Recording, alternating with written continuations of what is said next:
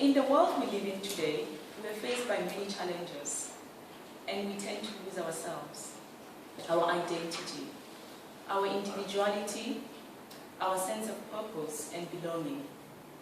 One of my passion and soul mission in this world is to help people, to influence people, and to inspire them to live without limits, particularly youth.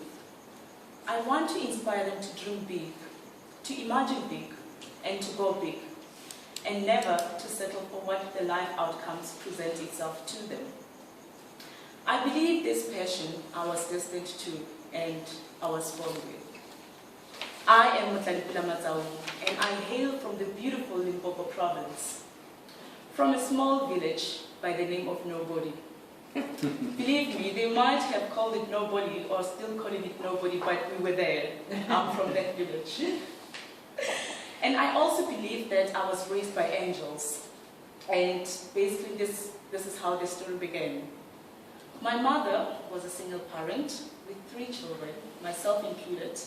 I have 2 older brothers who looked after me and took care of me back at Nobody.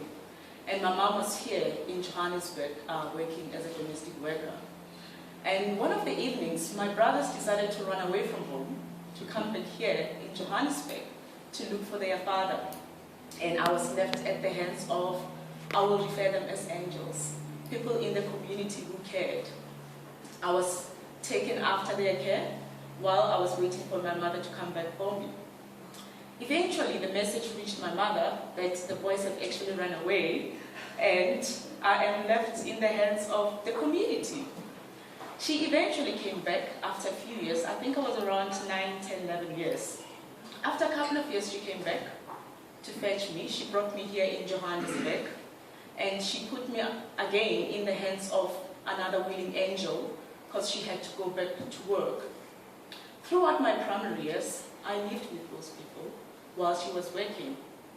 At the end of my primary years, when I was going to secondary, my mother got very ill that she had to go back to home because she couldn't work anymore to get some sort of treatment. And again, she put me in the care of another family. I call them, again, willing angels, who took me in throughout those high school time of my life until my mom came back. Indeed, at the end of my senior year, she came back looking healthy and much stronger, and she found a job in Northcliffe as a domestic worker, working for a very nice family, the Van Heertens. And sometimes over the weekend, I would go and visit her, and me and the family, we grew much closer together, and they decided to take me in, another angel. And as I finished my matric, they offered to take me to school. They offered to send me to college, where I was studying marketing and economics. And throughout those years, I faced emotional turmoil, I will put it that way, because I was dealing with issues of identity and sense of belonging. And of course, having challenges with economics, that's when I realized actually I've taken the wrong subject because I'm not good in numbers. And during that period, I've met a very nice guy, very, very nice guy, who offered to help me out with economics. And he said one thing to me. He said, you know what, Pula, in life, your circumstances or your situation is never good or bad until you look at it, you label it, and thus will become your reality. And of course, he eventually managed to get me to understand the numbers, and of course, he married me.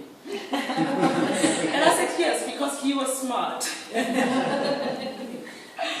So, till date, we've been married for 8 years. We've got 2 beautiful boys, age 4 and 2 this year, with a target 2 to 3 more, depending on our market and our energy trends. And furthermore, a couple of years ago, I went back to school to study psychology, and I fell in love with the science. And now I'm determined to take it all the way to the PhD level. You see, throughout my life, all those people who've played a pivotal role in my life and in each chapter, they've made me the person that I am today, the passionate person who loves to help people. So, indeed, life is not good or bad until you look at it and you label it. So who am I today? I'm a wife, I'm a mother, I'm a student, I'm an employee, I'm an entrepreneur, and I am mad about life. Thank you.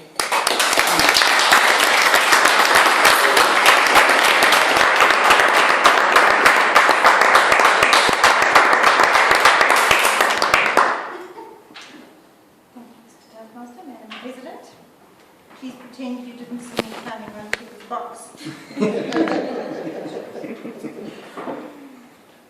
My name is Dorothy. Actually, it means a gift from God, and apparently I am, according to my parents. My name wasn't always Haddon. I was born at midnight on the 20th of August, a Sunday, in one of the years of our Lord, and it was a bit of a rush because my father wanted me to be born on my grandmother's birthday, and 15 minutes left, I reckon I just made it.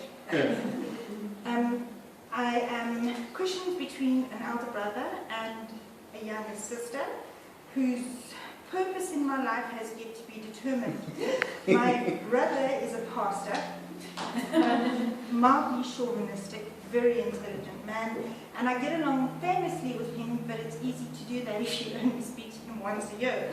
My sister, on the other hand, I think her purpose when we were young was to rid me of any materialistic inclinations I may have, and to teach me to identify every single one of the excuses you can make for getting out of doing the dishes after supper.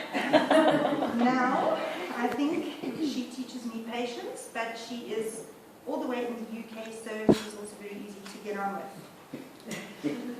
My family, my mother and father, I'm very good friends with my mother and father. Very intelligent, very talented people. And they instilled in me a fascination of knowledge and a yearning to know more. And they made me realize that there's a lot of stuff about a lot of stuff that I don't know yet. So you've got to carry on learning, and the more you learn, the more questions you have. They also taught me to appreciate the natural cushioning of my derriere before they administer some discipline with love. They taught me to be excited about the huge adventure that is my life. My mother would show me and explain to me, your body is going to change, and look forward to this, and when you have a child, and this is what's going to happen, and this is how big the little embryo is. It was fascinating. They also taught me to move. We did that 21 times before I turned 21. I went to 12 schools in my 12 years of schooling. The last 3 of primary school in 1 year, and the last 4 of high school in 1 year as well. From the moving, it taught me how to pack up a house quick. From this changing of schools, it taught me that friends are very dear to make. And you have to try and get on with your family because you don't know how long you're going to be around in one place. My father also gave me a wanderlust for traveling around the world and seeing different places. I haven't done as much of it as I would like to. Then I met and married my husband. I am his second and third wife. And the second time I decided that I'm going to practice my womanly rights, and I'm going to make him take my surname, which confused the marriage officer no end. I am very privileged to be a mother to 2 wonderful boys. My eldest is a wise old soul and noble. He's gentle. He has a lovely teaching manner. He has a quick wit and a laugh that you can hear clear across Alberton Moor. My youngest son, well, he's a bit of a younger soul, a bit adventurous. He'll watch you and imitate you in caricature, so he keeps us in stitches for hours on end sometimes. And then I have 2 daughters. One I inherited. Actually, I got her by proxy because she's Chris's daughter, but I like to tell people she looks just like me. And my daughter-in-law, who we are very similar in a lot of ways, but I don't think we should tell my son that because he'll just say that's weird. Then, to get back to me, it's actually all about me. I like many things. I believe I have a very privileged life. I've been blessed in so many ways. I have all my senses that work properly. My husband won't always agree. I love summertime. I love Johannesburg. I love its passion and its storms. I like the traffic when I'm not in it. I like the sportsmen. I like the car guards and the fact that they really want to teach me how to drive. I like it when people gesticulate to each other at robots and stuff. It's fascinating. I like to see the way people interact with one another. I notice the interaction and the beauty and the way you speak to one another and care.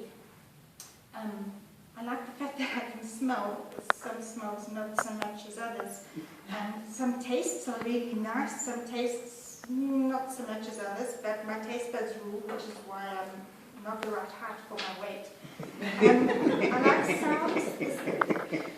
Children's laughter is one of the nicest sounds that you can hear, I think, and you don't hear enough of it nowadays. And I like touches. I used to tell my children that I needed juice, otherwise my legs wouldn't work so. And then I believe that I am abnormally normal in a abnormal world.